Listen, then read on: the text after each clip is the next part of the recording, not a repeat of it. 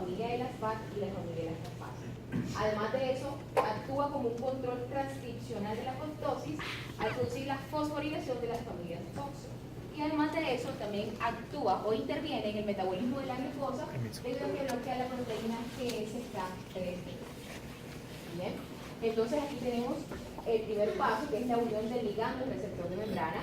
Esto de una forma casi inmediata va a producir la fosforilación del receptor, que va a seguir inmediatamente por la activación de la actividad tirosinquinasa que tiene este receptor.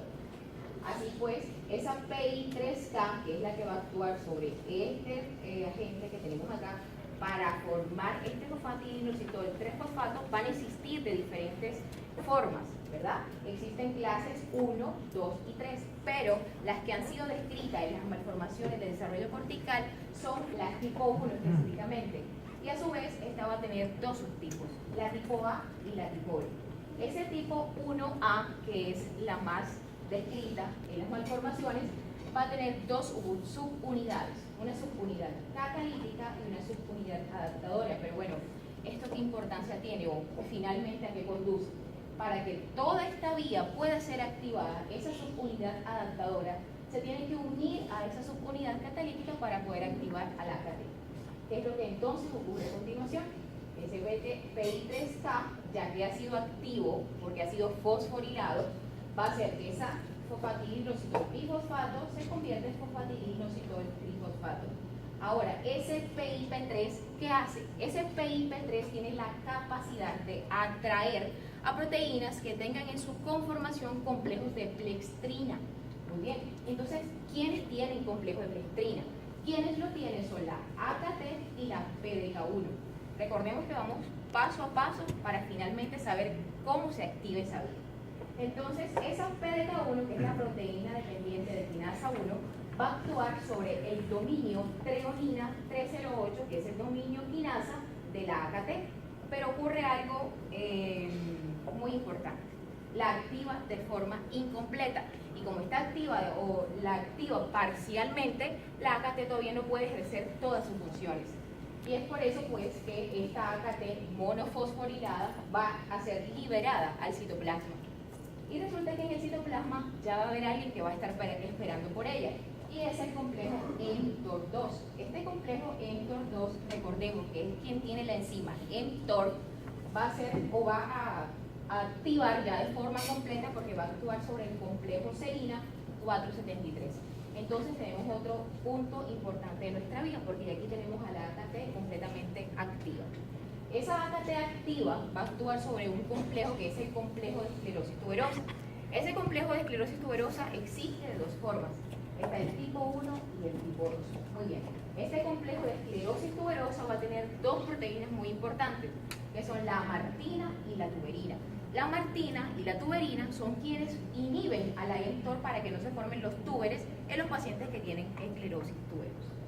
Entonces, esa AKT que va a actuar sobre el complejo, específicamente sobre el TSC2, complejo de esclerosis tuberosa 2, va a hacer que interactúe con una proteína G, que es la proteína REP.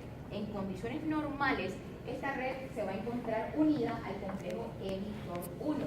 Pero cuando se produce esa inactivación, o cuando se produce esa interacción, el REP1 es liberado. Y entonces se activa completamente el mTOR. O sea que ya tenemos nuestro paso, otro paso más importante. Ya tenemos a esa vía del mTOR completamente activada. Entonces, esta vía mTOR activada, ¿qué va a hacer? Va a actuar como un regulador central del crecimiento celular, regula la transducción proteica y además de eso fosforila unos componentes muy importantes de la maquinaria proteica, es decir, actúa a nivel del ribosoma. Y la vía final de la vía mTOR va a actuar específicamente, recordemos, a nivel del ribosoma, sobre la subunidad P70S6K y sobre la 4EBP1, que son finalmente esas dos estructuras las que se van a encargar de que la célula continúe en un crecimiento continuo. Entonces, ¿qué pasa en la esclerosis tuberosa? En la esclerosis tuberosa esta vía obtiene o le ha ocurrido una aberración, ¿sí? Entonces se encuentra completamente alterada. Esa vía mTOR que he explicado normalmente, cuando actúa de una forma aberrante, va a generar alteraciones en la morfología celular, arborización dendrítica alterada, alteraciones en la mielinización neuronal, una arquitectura cortical alterada y además de eso estimula la proliferación de astrocitos. Ese complejo de esclerosis tuberosa, el gen TSC1 que se encuentra en el brazo largo del cromosoma 9 va a codificar para una proteína que es la amartina, y el gen TSC2 que se encuentra en el brazo corto del cromosoma 16 lo hace para la tubería. Este complejo de dos proteínas que hacen, como ya les había dicho, ellos inhiben a la mTOR. Y si ellos están ausentes o están alterados, ¿quién va a inhibir a la mTOR? Pues no hay quien lo haga. Entonces, esas células, como quien dice, no hay quien les ejerza un control y ellas continúan creciendo, proliferando, y finalmente esto se va a producir o va a generar un aumento a nivel de la fosforilación de la S6 ribosomal, de la unidad o de la proteína P70S6 quinasa y del complejo 4E de PO. Todo esto que les he dicho lo podríamos sintetizar entonces en este cuadro. Cuando un paciente tiene, o cuando un paciente específicamente, en el caso de la esclerosis tuberosa, tiene una vía mTOR que está actuando de una forma errada, se van a producir una serie de disregulaciones que se van a traducir entonces en una morfología neuronal anormal, un incremento del crecimiento y la proliferación, hay una reducción de la autofagia y de la apoptosis. Recordemos que este proceso normal desregulado, muy importante en la célula, lo regula la mTOR. Además de eso, existe una orientación y una migración anormal. ¿Esto en qué se va a traducir? Se va a traducir en que existe una disrupción de las actividades dendríticas. En el caso de un incremento del crecimiento, tenemos neuronas displásicas, tenemos neuronas gigantes o células gigantes, células en balón que tienen los núcleos lateralizados, tenemos anormalidades en los cuerpos o en la formación de los astrocitos. Además de eso, va a haber una pérdida de esa sexta capa cortical que nos describieron anteriormente, una arborización dendrítica anormal, una laminación anormal. Y otro aspecto muy importante, y también que está bien descrito, es que existe una disregulación a nivel de las subunidades, tanto las AMPA como las MDA, del receptor de glutamato, lo que va a generar que exista no existe un equilibrio entre los factores inhibitorios y excitatorios. Entonces el paciente va a presentar discapacidad intelectual, la formación de los túberes, la formación de los nódulos subependimarios, la formación de los túberes característicos de la esclerosis tuberosa, los astrocitomas gigantes con nódulos subependimarios, anormalidades de la sustancia blanca, y finalmente, si podemos observar, todas comparten una cosa, y es que el paciente va a presentar epilepsia. Bien.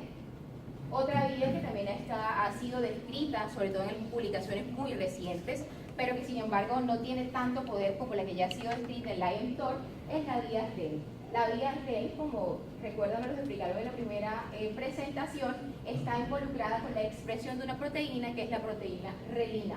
Esta proteína relina, ¿qué hace? La proteína relina hace que una célula con otra se comuniquen o interactúen o se unan de una forma adecuada. Si existe una mutación en el gen REL, se va a alterar entonces la expresión de esta proteína. Y me gustó mucho esta gráfica porque hace como una ampliación, ¿sí?, de lo que es una neurona que está mutada.